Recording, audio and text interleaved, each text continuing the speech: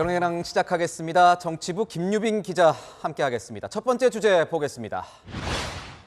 한동훈 비대위원장 지명자가 보이는데 이 모비딕과는 무슨 관계가 있는 겁니까? 네, 한동훈 지명자 비대위원장직을 수락한 이후에 공개 행보를 자제하고 있는데요. 의외의 행보가 공개됐습니다.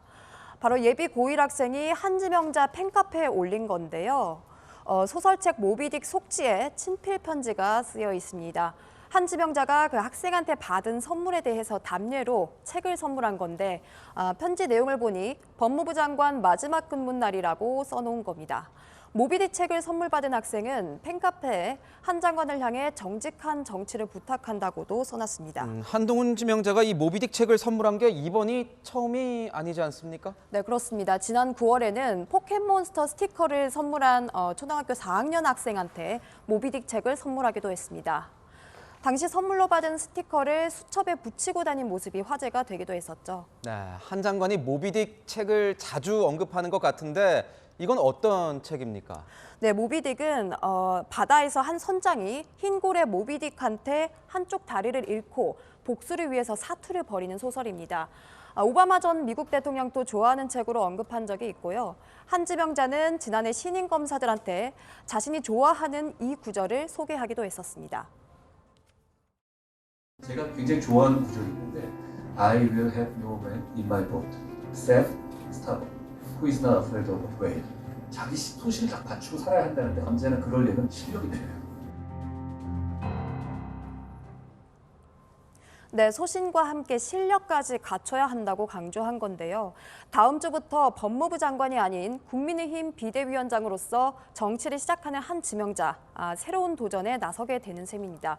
비대위원 인선부터 이 모비딕 구절 되새기고 있지 않겠냐는 얘기가 나옵니다. 네, 다음 주 한번 지켜봐야겠군요. 다음 주제 보겠습니다. 이재명 대표와 이낙연 전 대표가 보이는데 두 사람 왜 안 만나는 겁니까? 네, 표면적으로는 이낙연 전 대표가 내건 조건 때문입니다.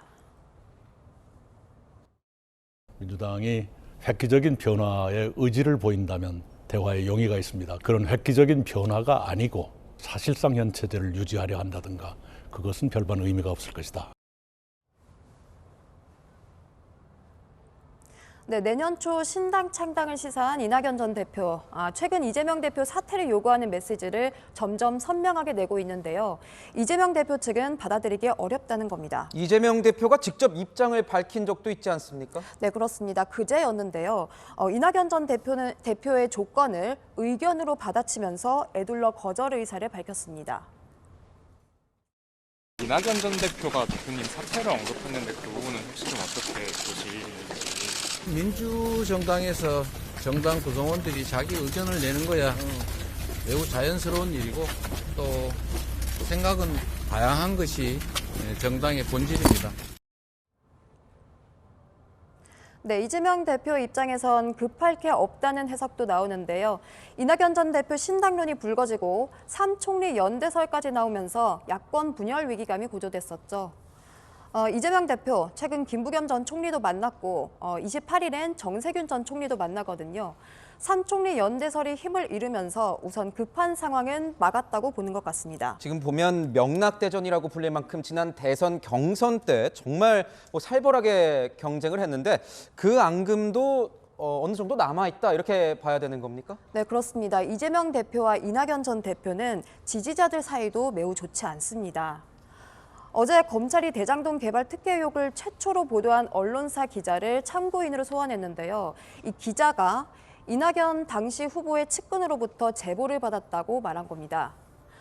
이재명 대표 강성 지지자들은 이낙연 전 대표 또 강하게 비판하고 있는 상황인데요. 이낙연 전 대표는 어제 저녁 한 인터뷰에서 누군지 한번 파악해보겠다 정도로만 대답했습니다. 지금 보면 상황들이 좋지 않게 들리는데 그러면 두 사람 결국 안 만나는 겁니까? 그렇진 않습니다. 가능성은 아직 열려 있습니다. 이재명 대표는 다음 주 정세균 전 총리를 만나고 내년 초 봉하마을과 평산마을 방문도 계획하고 있습니다. 신년의 통합 행보에 나서면서 전격적으로 회동이 성사될 거라는 관측도 나오는데요. 정치인들 신년 통합 행보 속에 이재명 대표와 이낙연 전 대표 자연스러운 만남이 이뤄질지 새해 초 주목할 포인트입니다. 네, 지금까지 여랑야랑이었습니다.